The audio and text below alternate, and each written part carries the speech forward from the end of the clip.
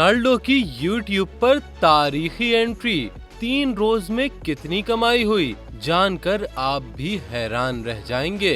Football की दुनिया के बेताज बादशाह क्रिस्टियानो रोनाल्डो ने एक और बड़ी कामयाबी अपने नाम कर ली। पुर्तगाली लेजेंड फुटबॉलर ने चंद रोज कबल ही अपने YouTube चैनल पर वीडियोस अपलोड करने का बाकायदा आगाज किया था। रोनाल्डो ने यू आर क्रिस्टियानो नामी YouTube चैनल पर 3 दिन में 12 वीडियोस अपलोड की, जिनको करोड़ों सार्फिन ने देखा और पसंद किया। डिजिटल मीडिया के माहिरीन के मुताबिक YouTube चैनल्स 1000 व्यूज पर आमतौर पर $6 तक कमा सकते हैं, जबकि 10 लाख व्यूज पर मिलने वाली रकम 1200 से $6000 तक हो सकती है। रोनाल्डो के चैनल के व्यूज का अंदाजा किया जाए तो उनके व्यूज की तादाद 12 करोड़ 10 लाख से भी ज्यादा बनती है, और अगर हिसाब लगाया जाए तो YouTube के व्यूज और मुमकिना स्पॉन्सरशिप से उनको अब तक $100 मिलियन की आमदनी हो चुकी है।